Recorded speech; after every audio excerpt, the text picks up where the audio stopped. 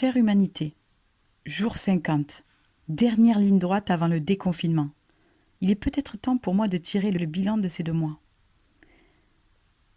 Ce mois-ci, j'ai totalement délaissé mon bullet journal. Ça peut paraître étrange car j'ai jamais eu autant de temps pour griffonner ou pour planifier. Mais la vérité, c'est que j'ai plus rien à planifier, car la vie s'est comme arrêtée depuis cette horrible Covid-19. Au début, j'étais morte de trouille. J'avais peur d'être infectée, et pire encore que mon entourage le soit à son tour. Je désinfectais tout compulsivement. J'ai bien cru devenir totalement dingue et développer des tocs. En plus, on voyait des choses horribles aux infos, des cadavres partout. Et pire encore, des professionnels de santé payant les erreurs budgétaires de nos dirigeants. Inconcevable et affligeant. Beaucoup ont payé de leur vie cette irresponsabilité. Certains malades ont été sacrifiés faute de lits de réanimation. C'est vraiment pas beau à voir. Sans parler des promesses de masques. Ah, des promesses, toujours des promesses. Au final, ce sont les couturières qui ont offert leur travail pour fournir bénévolement des masques aux professionnels et à la population.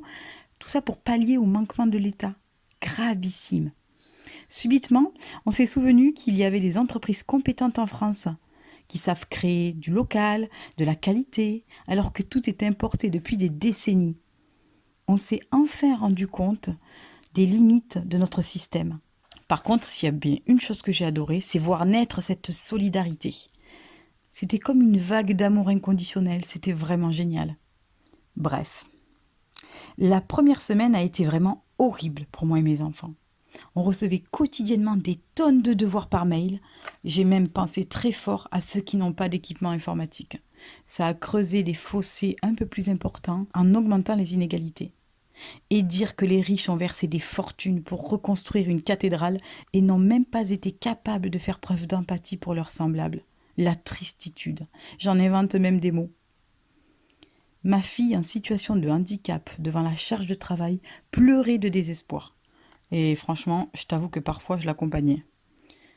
Bon, c'est vrai que les instituts et les profs n'ont pas non plus eu la vie facile.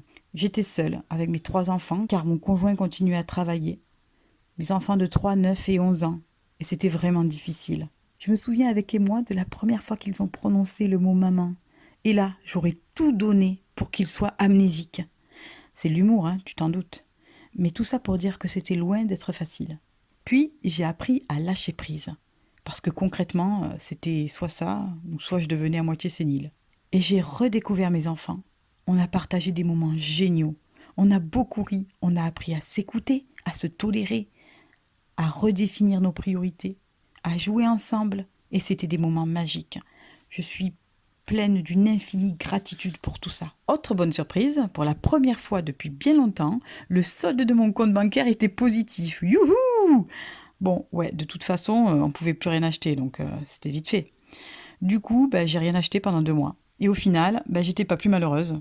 Je me suis rendu compte qu'avant, je rognais toujours sur mon budget alimentaire, alors que pourtant, c'est la seule chose dont j'ai vraiment besoin.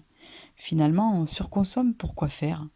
Cette frugalité imposée était frustrante au départ, je l'avoue, mais je me suis rendu compte que j'avais pas vraiment besoin de tout ça, au final, pour vivre heureuse. S'il y a bien une chose qui m'a servi pendant ce confinement aussi, c'est le 0 déchet. Comme je fabrique mes produits ménagers, mes produits d'hygiène, que j'achète plus de protection hygiénique jetable, que je fais mon pain, que je fais pousser mes légumes et plein d'autres choses, je ne sors qu'une fois toutes les 2 à 3 semaines. C'est hyper pratique. Je me débrouille super bien avec 3 fois rien. Je cuisine beaucoup et je jardine aussi. J'ai bien vu sur les réseaux sociaux que beaucoup ont retrouvé le plaisir de faire soi-même. Franchement, ça m'a rendue heureuse. Finalement, la seule chose que j'ai découverte pendant ce confinement, ce sont les livraisons de produits bio par les producteurs locaux. Le top. Eux, au moins, ils savent se réinventer. Et dire que certains ont fait la queue pendant des heures entassés devant les grandes surfaces avec leurs chariots, tout ça pour acheter des produits souvent importés, mais c'est fou. Dans mon magasin bio, il n'y avait pas de fil de chariot. Le bonheur. Ah, et il y a autre chose aussi. Bordel que la nature est belle. On l'a observée comme jamais. Je me suis même rendu compte que mes plantes vertes bougeaient. Si, je te jure. Et pourtant, je bois pas.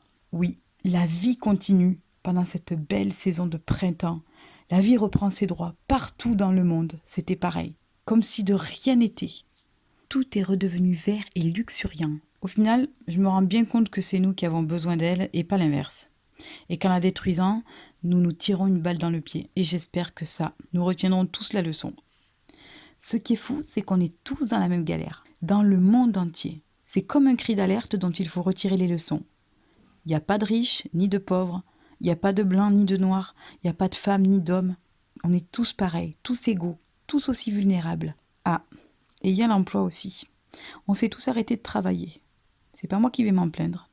Mais on s'est bien rendu compte que le télétravail était possible et peut être une solution pour réduire la pollution à long terme. On s'est aussi rendu compte qu'au final, les métiers essentiels sont souvent mal payés. D'ailleurs, l'État a voulu verser des primes à certains, mais franchement, ce dont on a le plus besoin, c'est de salaires décents. Il n'y a pas besoin de faire l'ENA pour comprendre ça. Bref, j'espère qu'ils s'en souviendront. Finalement, ce confinement m'a beaucoup appris. Énormément même. Je me suis habituée à cette vie de confinement. La seule chose à laquelle je ne me suis pas habituée, c'est l'absence. L'absence des gens que j'aime. Ma famille, évidemment, mes amis aussi, et les autres.